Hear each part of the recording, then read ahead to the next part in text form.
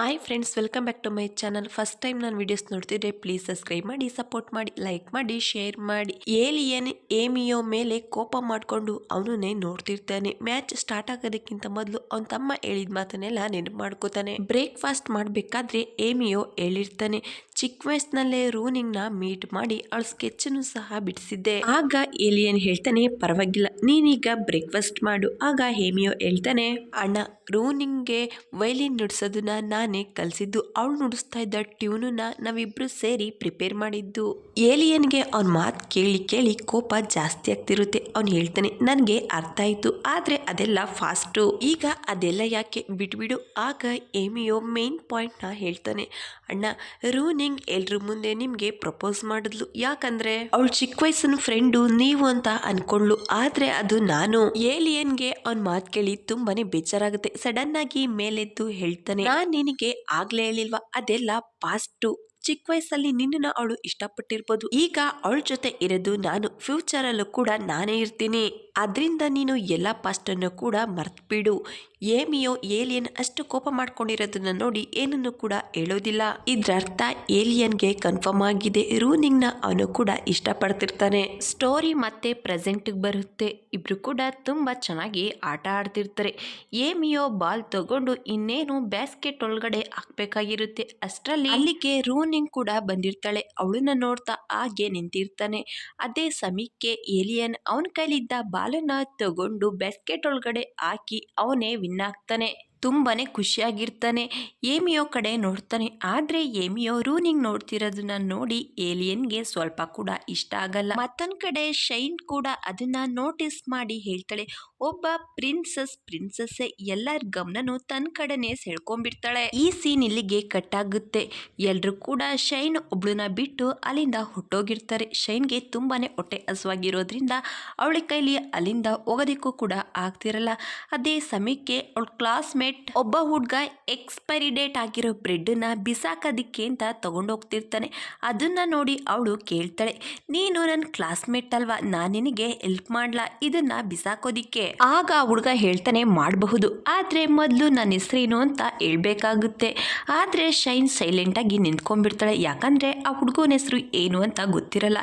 ಈ ಹುಡುಗ ಬೇರೆ ಯಾರು ಅಲ್ಲ, ಶೈನ್ಗೆ ಮಾಸ್ಕ್ ಕೊಟ್ಟಿದ್ದ ಹುಡುಗ ಆಗಿರ್ತಾನೆ. ಅವಳು ಕ್ಲಾಸಿಂದ ಎದ್ದೋಗ್ತಿರ್ಬೇಕಾದ್ರೆ ಶೈನ್ ಜೊತೆ ಫ್ರೆಂಡ್ಶಿಪ್ ಮಾಡೋದಿಕ್ಕೆ ಅವಳಿಂದಲೇ ಬಂದು ಅವಳಿಗೆ ಎಕ್ಸ್ಟ್ರಾ ಮಾಸ್ಕ್ ಕೊಡೋದಿಕ್ಕೆ ಅಂತ ಹೋಗ್ತಾನೆ.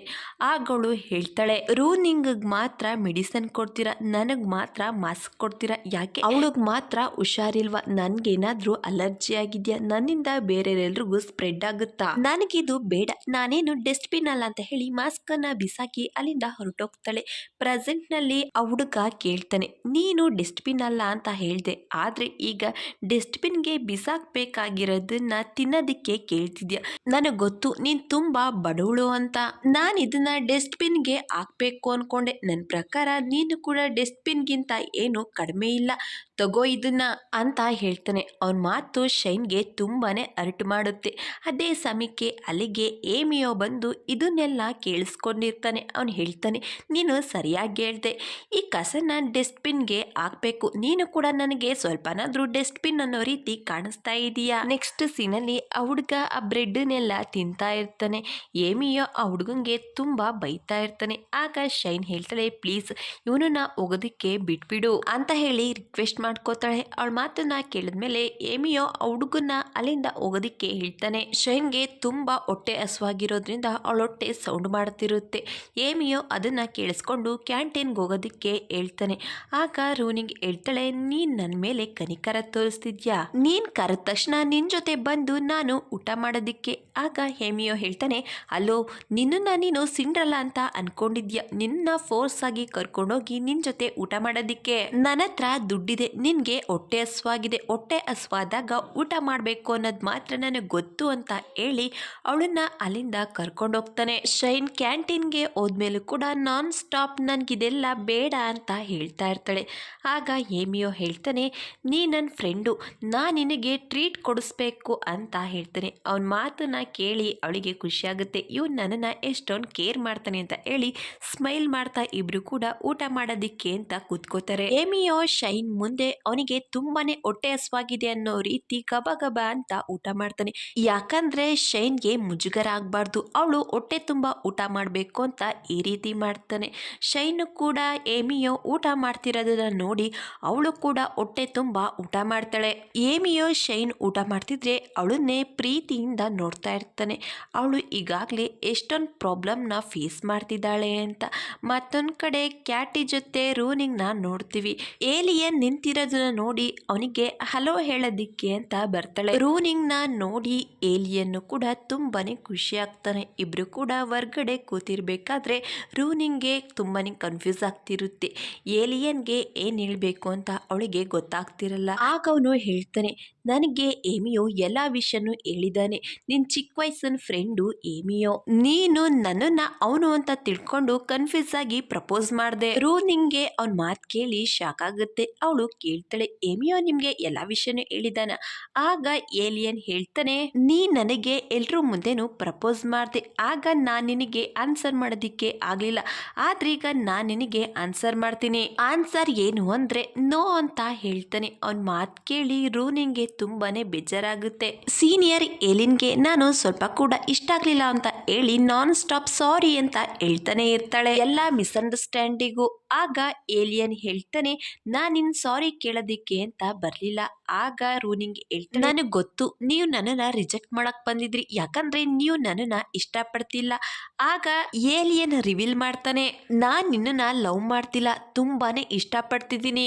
ನಿನ್ ಪಾಸ್ಟ್ನೆಲ್ಲ ಮರ್ತು ನನ್ನನ್ನ ಇಷ್ಟಪಡು. ನಮ್ಮಿಬ್ರು ಮಧ್ಯ ಯಾವುದೇ ಮಿಸ್ಅಂಡರ್ಸ್ಟ್ಯಾಂಡಿಂಗ್ ಇರಬಾರ್ದು, ಬದಲಾಗಿ ನಂಬಿಕೆ ಇರಬೇಕು. ಯಾಕಂದ್ರೆ ನಾನು ಬೇರೆಯವ್ರ ಪ್ರೀತಿನ ಕಿತ್ಕೊಂಡೆ ಅನ್ನೋ ಫೀಲು ನನ್ಗಾಗ್ಬಾರ್ದು.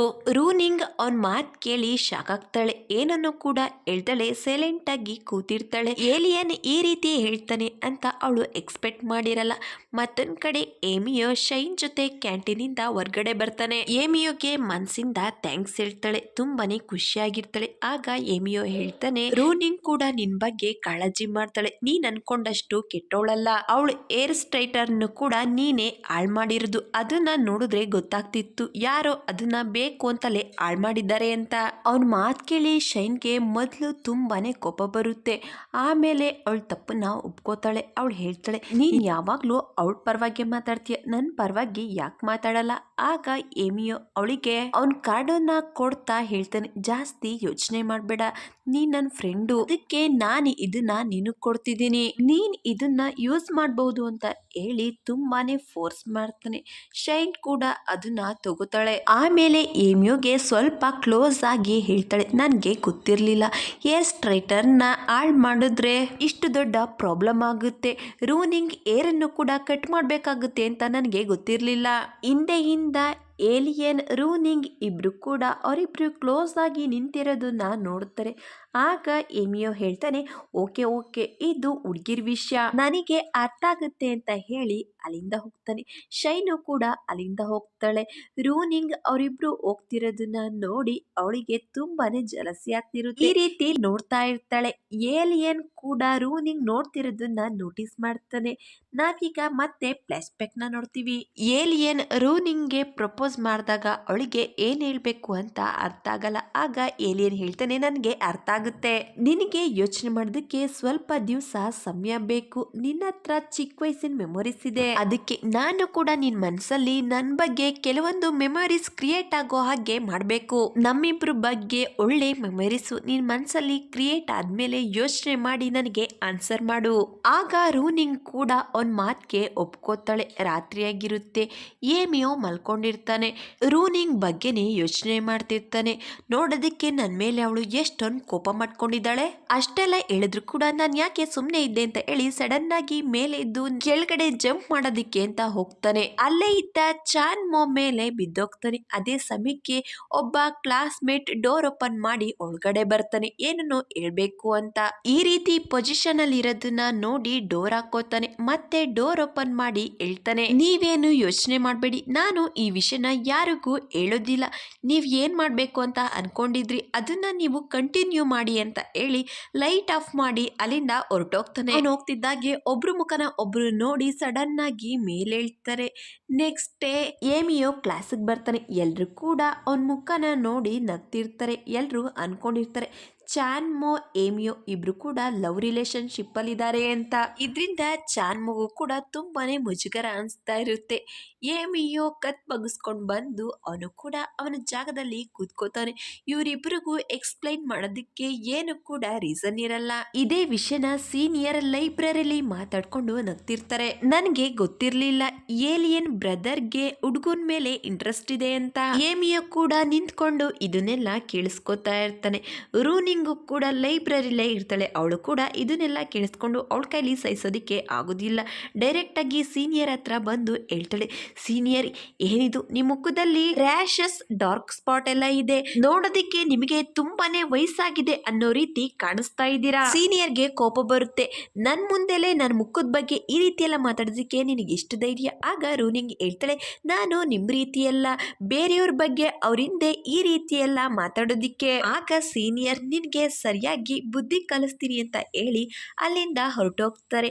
ಅಲ್ಲೇ ಇದ್ದ ಏಮಿಯೋ ಇದನ್ನೆಲ್ಲ ನೋಡಿ ನಗ್ತಾ ರೂನಿಂಗ್ ಕಡೆ ಮತ್ತಷ್ಟು ಇಂಪ್ರೆಸ್ ಆಗ್ತಾನೆ. ನನ್ನ ಪರವಾಗಿ ಎಷ್ಟೆಲ್ಲ ಮಾತಾಡದ್ಲು ಅಂತ ಹೇಳಿ ಅವಳ ಮುಂದೆ ಬಂದು ರೂನಿಂಗ್ ನ ತುಂಬಾನೇ ಹೊಗಳಿ ಮಾತಾಡ್ತಿರ್ತಾನೆ. ರೂನಿಂಗ್ಗೆ ಮೊದ್ಲು ನರ್ವಸ್ ಆಗುತ್ತೆ. ಅವಳು ಯೋಚನೆ ಮಾಡ್ತಾಳೆ, ಏಮಿಯೋ ಕೂಡ ಇಲ್ಲೇ ಇದ್ದಾನೆ ಅಂತ ನನ್ಗೆ ಗೊತ್ತೇ ಇರ್ಲಿಲ್ಲ ಅಂತ ಹೇಳಿ ನನ್ಗೆ ಯಾರಾದ್ರೂ ತಪ್ಪಾಗಿ ಮಾತಾಡ್ತಿದ್ದಾರೆ ಅಂತ ಗೊತ್ತಾದ್ರೆ ಅದನ್ನ ನನ್ನ ಕೈಲಿ ಸಹಿಸೋದಿಕ್ಕಾಗಲ್ಲ. ಅದಕ್ಕೆ ನಾನು ಅವ್ರ ಜೊತೆ ಆ ರೀತಿ ಮಾತಾಡಿದ್ದು.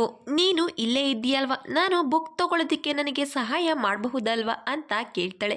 ಆಗ ಏಮಿಯೋ ಕೂಡ ಬುಕ್ಸ್ ತಗೊಳ್ಳೋದಿಕ್ಕೆ ಅಂತ ಹೋಗ್ತಾನೆ. ಆದ್ರೆ ಬುಕ್ಸ್ ಅವನಿಗೂ ಕೂಡ ಇಡ್ಸೋದಿಲ್ಲ.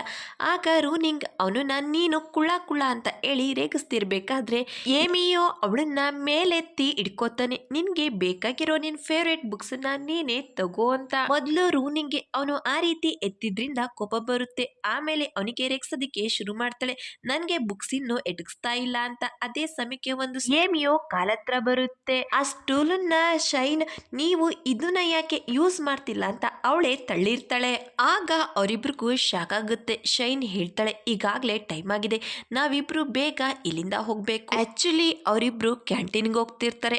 ಆಗ ಹೇಮಿಯೋ ಹೇಳ್ತಾನೆ, ಹೌದು ಈಗಾಗ್ಲೇ ಟೈಮ್ ಆಗಿದೆ ಅಂತ ಹೇಳಿ ಇಬ್ರು ಕೂಡ ಅಲ್ಲಿಂದ ಹೋಗ್ತಿರ್ಬೇಕಾದ್ರೆ ರೂನಿಂಗ್ ಕೇಳ್ತಾಳೆ, ನೀವಿಬ್ರು ಜೊತೆಲಿ ಎಲ್ಲೋಗ್ತಿದ್ದೀರಾ?